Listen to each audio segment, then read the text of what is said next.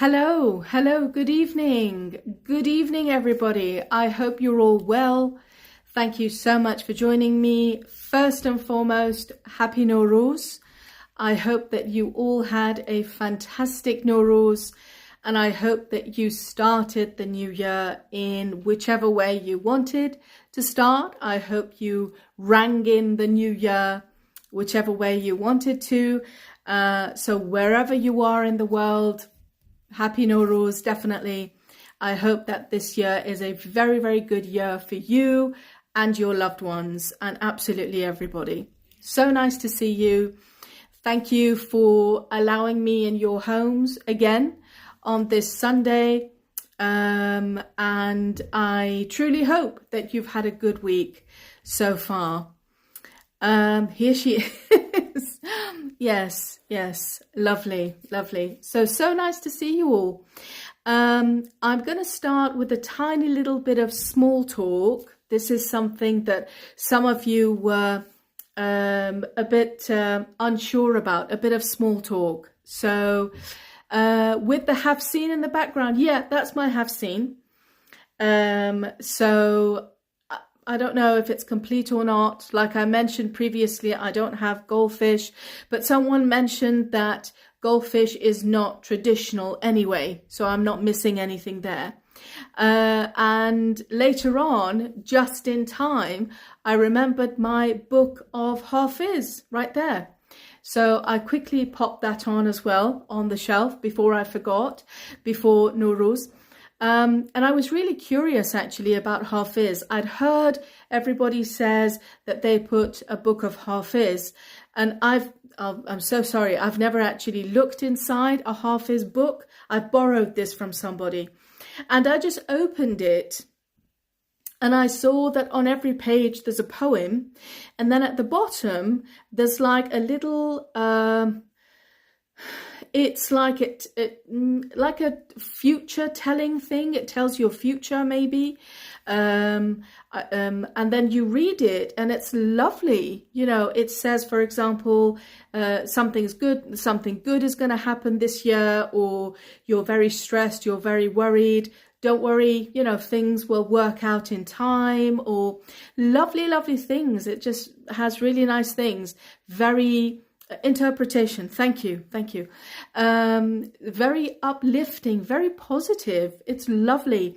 And I'm guessing, because I've never seen this being done at Nowruz before, I'm guessing, I don't know, you just make a wish, you close your eyes, you open the book somewhere, and you read the interpretation. I'm not sure exactly how it's done, but whatever it is, it's lovely. Really positive, uplifting, optimistic things that was written on every single page. Absolutely loved it. It's the meaning of the poetry, right. Some kind of fortune telling, yes. So fish is from China. Okay. Right. You ask for some wisdom and open a Hafiz. Okay, thank you. So this is where it's basically like some form of, if you're not sure what to do in future.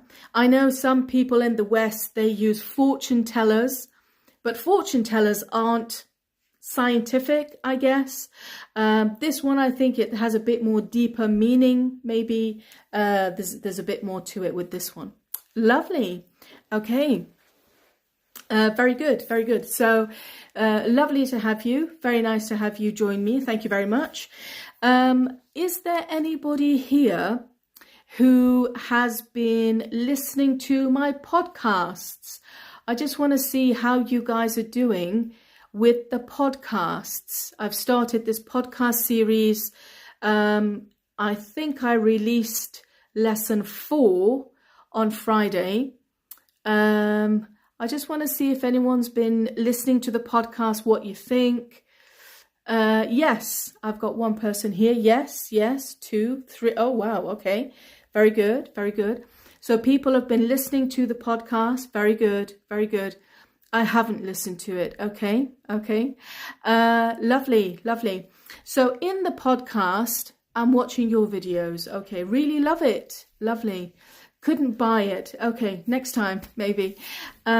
You learnt a lot. Very good. So what I've done in these podcasts is it's important that I'm teaching English, obviously. And it's just me sitting there in front of the camera, like right now. And I talk for about between 30 and 45 minutes. I talk about a specific topic. But I like to include a bit of my own personal experience, just like a normal podcast, right? I like to make sure that I try to improve your knowledge in some way. Of course, I have to do research as well. I don't know everything.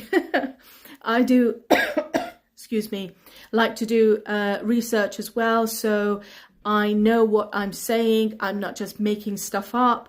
It's based on science, based on research, based on proper fact. So what we've been talking about previously in the podcasts, one session has been about if you're at work, the English that you use at work outside of the office. So you might be working in a hospital, in a restaurant, cafe, in a hotel. You might be working on a building site, construction, anywhere in a factory, wherever it is you're working. There is a special kind of culture that we have in the workplace, a special kind of way that people react to each other, respond to each other, and special language that we use in those places as well. So your performance for the post, thank you, that's very kind of you.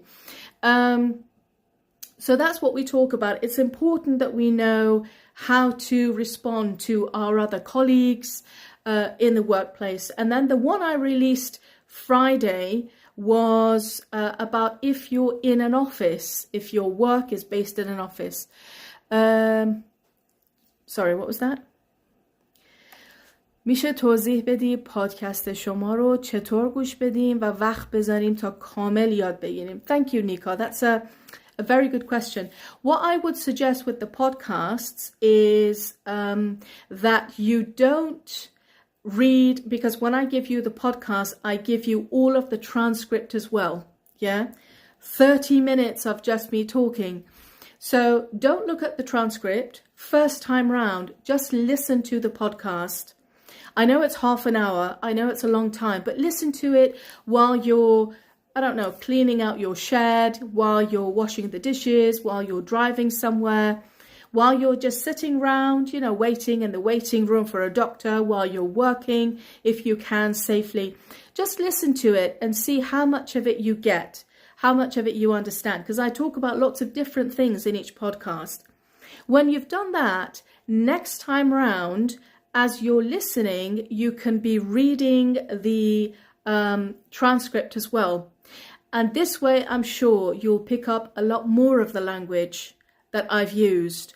A lot more you will be able to understand as well. And then the third time round, you just listen to the podcast again, just by itself. And this way, that means you've heard the information 3 times. You've also seen the words. You've got the new words as well. They're separately. And that's when you can start learning to use it in your own everyday. So if you're working in an office, any of the things that I've said in that podcast, you can use when you go back to the office. If you're going on a weekend away, any of that information that I said in the podcast about going on a little holiday, you can use, or anything else. Next Friday, I'm going to be talking about, the lesson I'm going to release is about small talk. I've given so many examples in the podcast about what I say when I go out. I actually went out with a lovely, lovely teacher on Instagram 2-3 weeks ago. We went out together in Manchester. We just went to a cafe, and from there we went to have something to eat. In Farsi, I'm going to say Jai Shoma Khali. We don't have that in English. So, and then from there, we actually went to the cinema. We watched a film together. It was really good. And this person saw that whenever I'm out, it doesn't matter who I come into contact with, whether it's a cleaner on the street, whether it's someone serving me coffee in a cafe, whether it's a cleaner in the cinema, whether it's someone checking my ticket in the cinema, whether it's a parking attendant just when I've parked the car, whoever it is, I have trained myself to make small chit chat, to have a very small conversation with everybody I come into contact with, even if it's just 10 seconds, even if it's just a few seconds. And this has a few benefits. Firstly, it lifts my own spirits. It makes me feel good. Yeah, because obviously I work from home and I'm in contact with lots of people, but being out and talking to people is really beneficial psychologically. It's really helpful. Secondly, you never know. You might actually learn something new from that person you're talking to. I remember we went into a cafe together, and this part is in the podcast on Friday as well that you're going to get. We went into a cafe together and I saw the pastries, lovely pastries. One of the pastries that they were selling is called hot cross buns. Hot cross buns. So it's like a pastry. It's not very, very sweet. It's round, and then it's got raisins inside it, and then it's got like a white cross. Excuse me. We use this a lot around Easter. So it's got a cultural and religious connotation to it. So I saw the hot cross buns, and as a joke, I said to the lady in the cafe, I said, I'd love to have a hot cross bun. Usually that's what the customer says, right? They go in the cafe, they say, can I have that drink and that pastry, and that's it. But because I love to have these small conversations with people, small talk, I said, I want to ring in Easter with a hot cross bun. I want to ring in. That means I want to start Easter with a hot cross bun. Now, we don't ring in anything apart from the new year. We only use ring in for the new year. This was my joke. And the lady, she got my joke. So she smiled and she absolutely loved this little interaction that we had so much that she gave me a free pastry. She said, you've bought one. This second one is on the house. So she gave me 2 pastries. Of course, I shared it with my friend. And that's what happens. You know, sometimes you get something for free because they love the idea that a customer has gone in and the customer is not saying the same things as everybody else. They love it if you're a little bit different, you know. So these ideas of small talk, I highly recommend. If you come into contact with lots of people, do try it. Whenever I go to the supermarket, there's a lovely guy. I must have told you this before. He's from Somalia. And he stands on the door. He stands on the door for security of my local Tesco. And every time I go in, whether it's raining, whether I'm in a rush, early, late, whatever it is, I stand and I give him 15, 20 seconds minimum, sometimes 5-10 minutes of my time just to have a chat with him. And he has helped me so much in the past. As soon as I walk in, Layla, check out, for example, I don't know, the meats, they're on offer. That's not his job to tell me, is it? He's security. But when you form these little friendships and bonds, people start looking out for you and they start helping you, and you can benefit from it as well. So the podcast is actually on my website. If you would kindly go to my website, you can get the podcast separately, or you can get it as the listening bundle together, which I've got as a sale. And it's all on my website if you want it.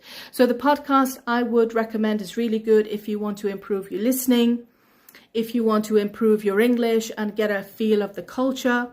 Obviously, whatever I say is what we say in different environments. So you're getting a bit of English, and also it's good listening for you as well if you wanted it. Would you please talk a bit about speaking? I've got 3 speaking courses, speaking 1, 2, and 3. They also have Farsi translation. They are for quite lower level students. And that is also on my website as well, if you want to get that. I see our lovely Amin has joined. Hi, Amin. Thank you so much for joining. Your new haircut, Amin, is really nice. It's very swanky. You look great in that new haircut, and Happy New Year as well. The other course that I want to mention is my modal verbs course, and that starts tomorrow. Modal verbs is nothing to do with grammar. If people have told you in the past that modal verbs is part of grammar, unfortunately, you've been mistaken. You've been misinformed. Modal verbs is more connected to the culture. It's more connected to the speaking. We use modal verbs to show our feelings. We use modal verbs to agree or disagree with people. We use modal verbs to show that, no, actually, sorry, but you've made me angry now. And I use modal verbs to show my emotion. It's a very cultural thing, modal verbs. Please don't think modal verbs are grammar, because they are not. Of course, we have special grammar for them, but you should look at modal verbs more like conversation, understanding culture, not just grammar. My modal verbs course starts tomorrow. If you type the word modal right now, you should get an automated message that comes for you. The modal verbs course will be taught over 20 weeks. So I've spread it out. We've got plenty of time to learn all of the modal verbs. So you just need to write the word modal in your text right here. M-O-D-A-L, please. A-L, modal. And you'll get the automated message. It's over 20 weeks. In these modal courses, in each lesson, I will teach you all the different functions. For example, tomorrow you're starting with might. Okay, might. Now, a lot of people think, oh, might just means something that might happen in the future. That's just one function. There are another 4 different functions for might.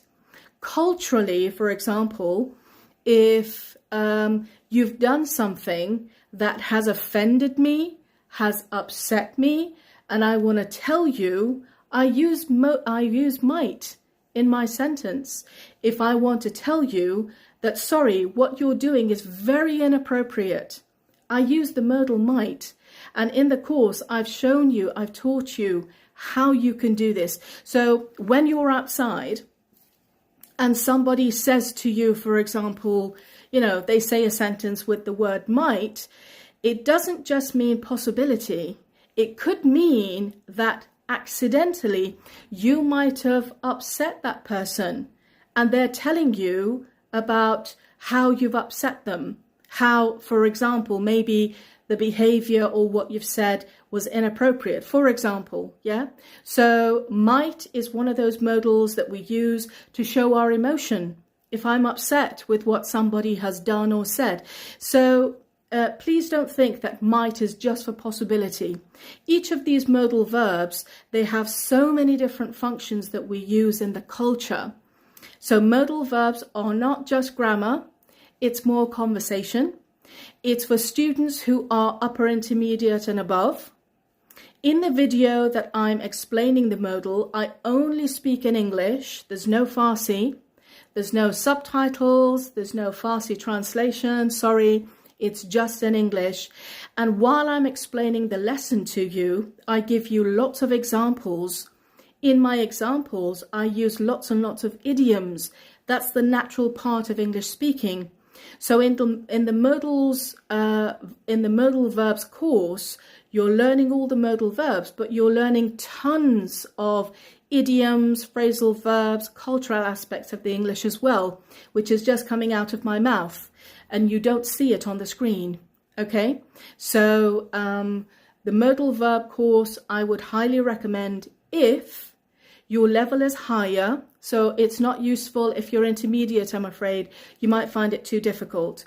If you've lived in an English-speaking country for some time, if your level is upper intermediate and above, if you feel like, your English is a bit more advanced, this is definitely for you. Because speaking 1, 2, 3 might be a bit too simple for you. Yeah? Okay, so that's that. with the IELTS test. Now, modals might not be very useful for your IELTS. If you're thinking of doing the IELTS test, I've got another 2 courses on my website. One is the advanced grammar that starts in a few weeks. Again, advanced grammar, that's on my website, which will be very useful for your IELTS. You've got more advanced grammar, mixed conditionals, more advanced versions of the passive, and other things. Also, my phrasal verbs courses will be very useful to you as well. I've got a course which is just phrasal verbs and idioms that will be useful for your speaking in your IELTS. Okay. Can you speak Persian?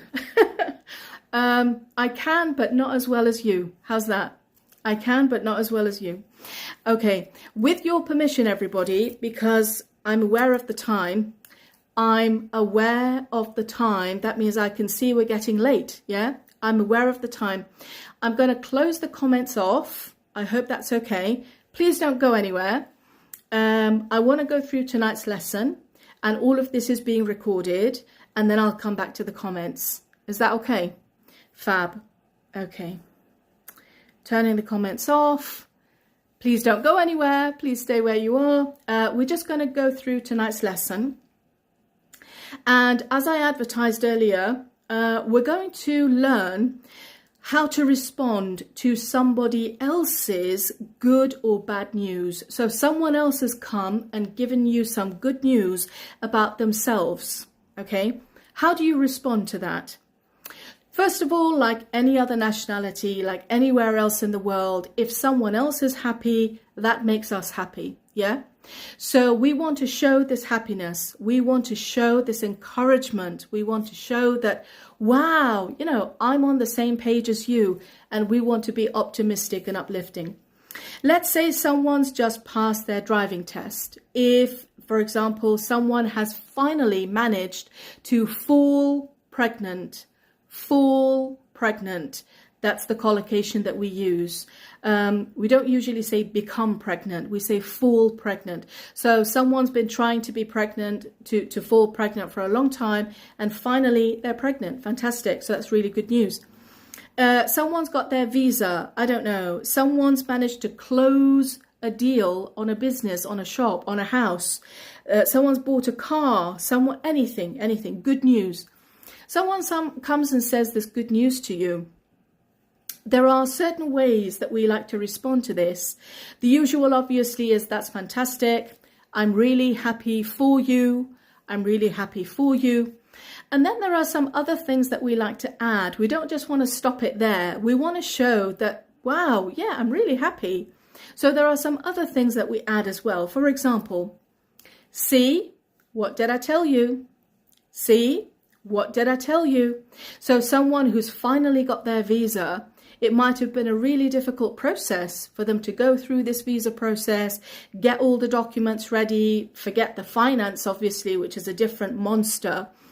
So they finally managed to get their visa. And throughout the process, they've been really wondering if they're going to get it, the ups and downs, the emotional roller coaster. They're really worried. Finally, they've got their visa, and you say, see, what did I tell you? See? Yeah. Or for example, the one that I love to use is, wow, look at you. Look at you. That's the one I love to use, which means, honestly, did you do that? Fantastic. We use this a lot. Wow, look at you.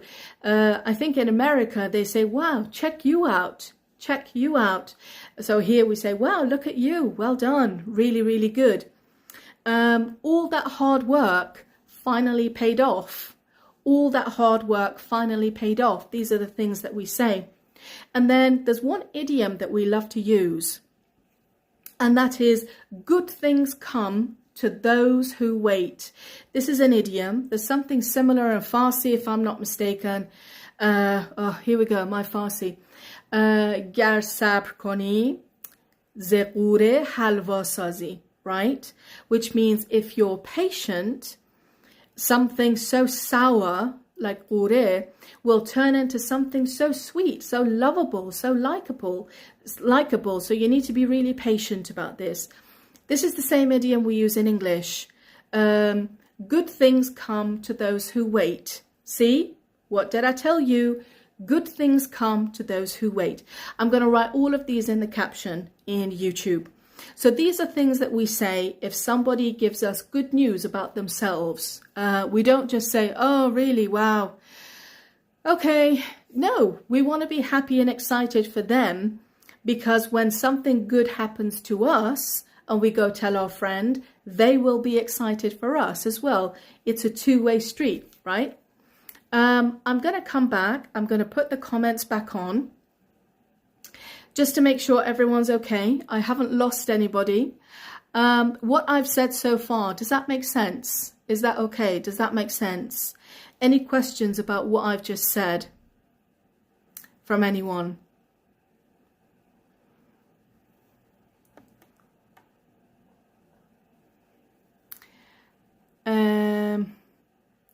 Yes, the comment. Yes, Farnar says everything's okay. Very good, very good, very good. Okay, so you are with me, you guys. You lovely people. You know what I'm trying to say. Very good. So if someone gives you good news, this is how you can respond, and it's really helpful to you.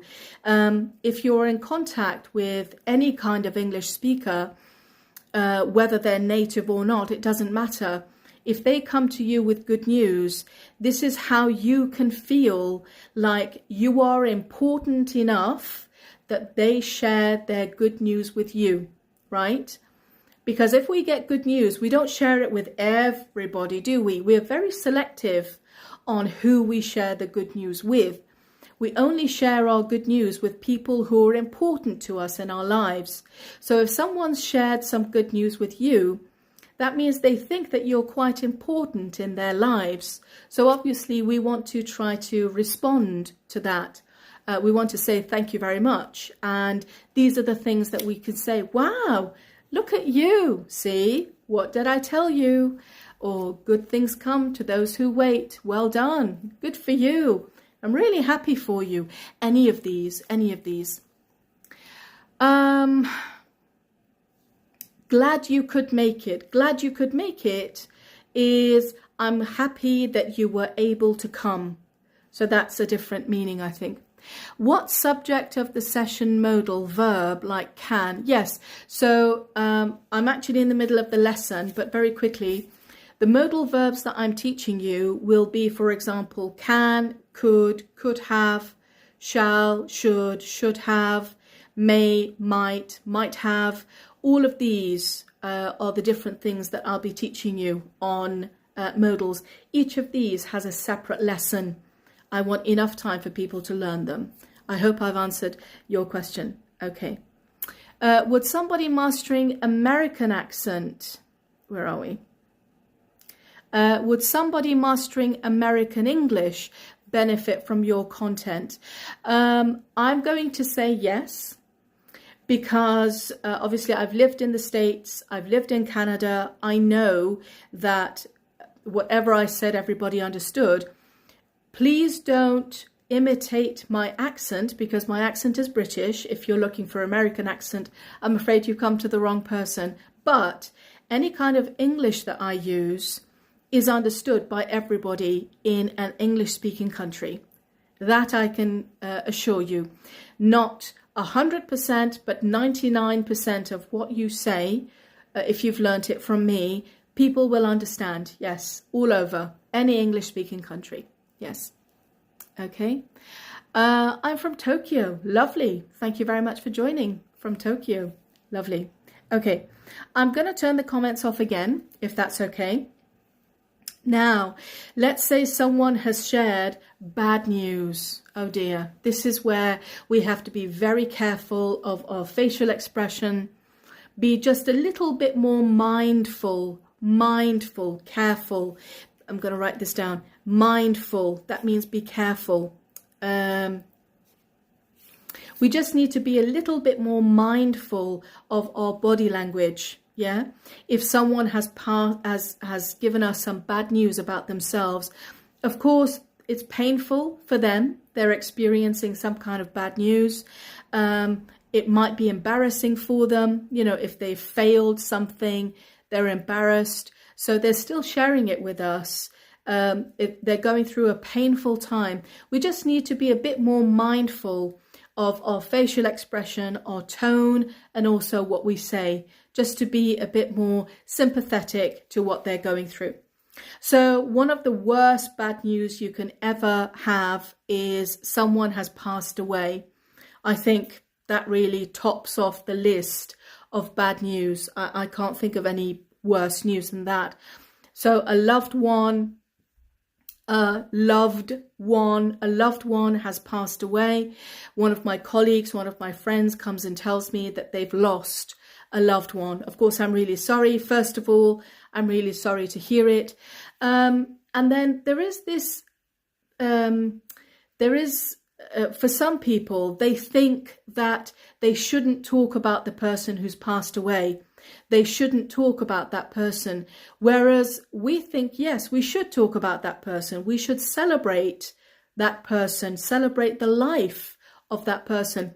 So what I always ask is, what was the cause of death? If you don't mind me asking, what was the cause of death? Yeah. Here, I don't want to be nosy. I want to show interest. I don't just want to say, oh, I'm so sorry. Are you okay? Are you all right? Do you need anything? Can I help? No, I want to show interest because it's important to that person, which means it has to be important to me. And I want to know what happened that that person passed away. So what was the cause of death, if you don't mind me asking? When I add, if you don't mind me asking, it just shows that little bit more respect. And it just shows that it's very sensitive information that I'm asking from you. So if you don't mind me asking, what was the cause of death? The cause of death? And they might say, yeah, it was my dad. He was battling cancer for 3 years, 5 years, whatever, which is terrible, isn't it? It's really bad. And then usually the things we say, well, he's in a better place now. Yeah, he's in a better place now. So he's not on this earth anymore. He's not going through all that treatment, all that pain, discomfort. He's in a better place now. So he's not with us. I'm really sorry, but he's not in pain anymore. He's in a better place now. For example, he's no longer in pain. These are the kind of things we try to say to kind of make that person feel a little bit less upset. I don't know if that's the right way to put it, but we want to try and take off a bit of the burden from that person and just try to relieve that little bit of stress that I know you miss him. I know he was your dad. I'm really sorry to hear it, but instead he's not in pain anymore. Yeah. He's in a better place. He's not in pain anymore. And hopefully hearing these kind of things will be helpful to that person. Another type of bad news, which is a lot less severe, is somebody, for example, who's failed a job interview, someone who's failed a visa application interview, some kind of interview. And of course, it's very disappointing. Usually the first thing I say is their loss. Their loss, their as in THEIR, their loss, which means by not accepting you, they have lost a very valuable person. I think you're very valuable. I wish they accepted you. If they have not accepted you for this interview, this visa, this whatever, they have lost a very valuable person. So I say their loss. Their loss. That means, you know what, they've lost a fantastic person, for example. Usually what I like to say is get up, dust yourself off and try again. So get up, dust yourself off. All of this is an idiom, and try again. You know, when we try something and we fall down and obviously we get all dusty, our kids especially, what do we say to the kids? We say, don't cry. No, don't cry. Get up, dust yourself off, wipe the dust off your knees and your elbows, dust yourself off and try again. it's not the end of the world. Yeah, there's plenty more opportunity again. Their loss. So I'm trying to sympathize. Their loss. Their loss. Okay. Lovely. So these are a few things that we say if somebody shares good or bad news with you. I hope that has been helpful to some extent. Okay. Just to remind everybody, if you're still interested in that modal course, just type the word modal and the information will come to you. The modal verb starts tomorrow. You will have access to the first lesson on my website. And then next Sunday, 31st of March, 6 o'clock UK time is when we will have our first online session. So with the modal verbs course, every Sunday we also have an online session. You study the lesson during the week and then you come to me online. We have a session together online every Sunday. And I've had these sessions with other groups as well, with the grammar, for example, phrasal verbs before, all these other things. And this is for a few purposes. Sometimes some people just come and listen, and I think that's great. Some students, they don't have any questions, they don't have problems, they've listened to the lesson, they understood everything, and they come and they just want to listen to other people's questions and to the answers. That's great. That's how they learn. I can see, yes, yeah. Some other people, they actually have questions. So they try and use this lesson in their own daily lives. And that's when they think of problems and questions and they come to me at the weekend on Sunday on this online session.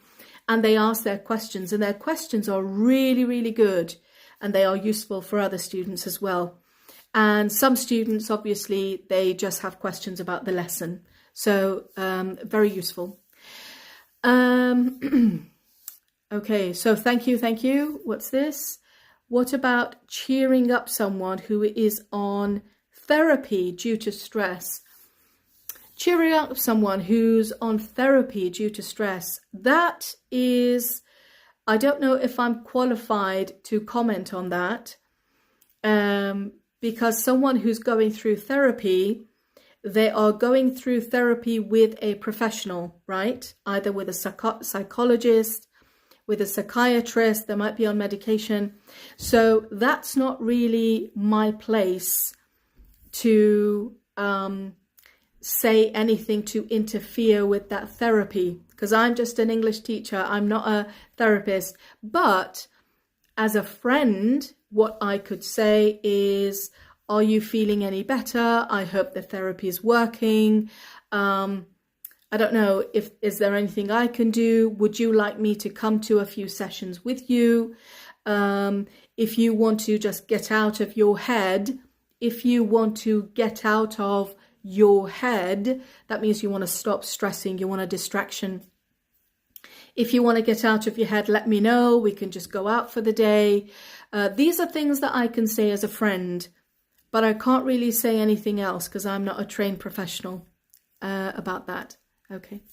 Layla, we wish we could go back to Salford College year 2015 with you. Oh my goodness. So is this one of my students from Salford City College in the year 2015? Oh my God, it's been what, 9 years? Oh my goodness. I don't know who you are, but wow, you've really taken me back. 2015.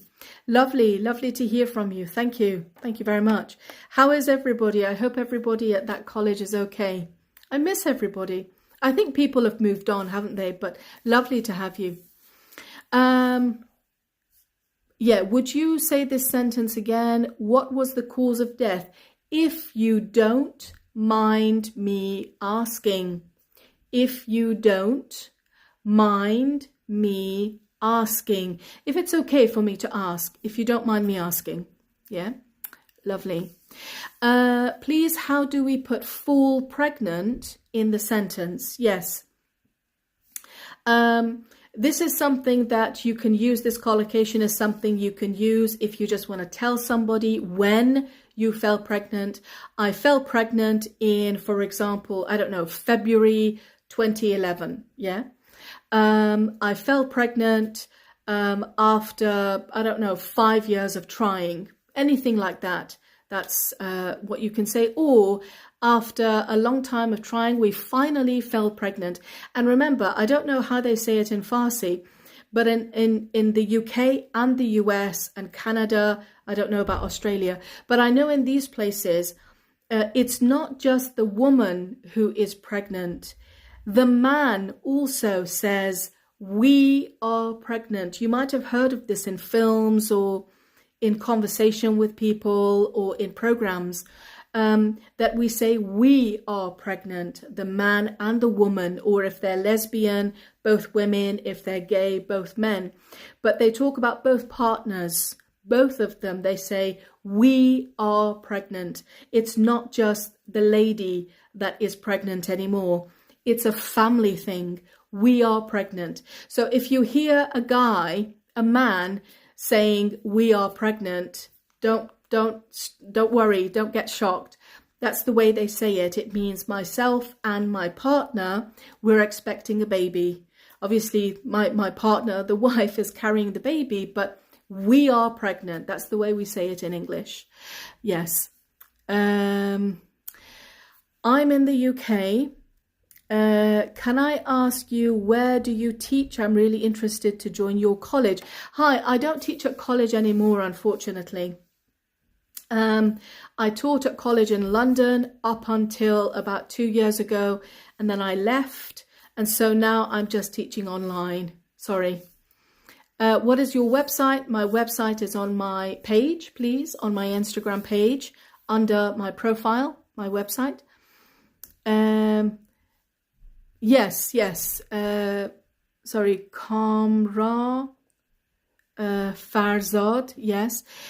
در فارسی همچین چیزی نیست. فقط زن میتونه بگه من حامله شدم. Yes, of course. But in the English language, that's the difference in culture, yeah? In the English language, the man also says we. He doesn't say I, he says we. We are pregnant. And that means myself and my wife, we are pregnant. That's the way they say it. Okay. Very good, very good. It's not making sense. Okay. Sudabe, please tell Persian instead of Farsi. I got in trouble for this, didn't I? I got in trouble. چی خودم رو انداختم تو دردسر, something like this. I got in trouble.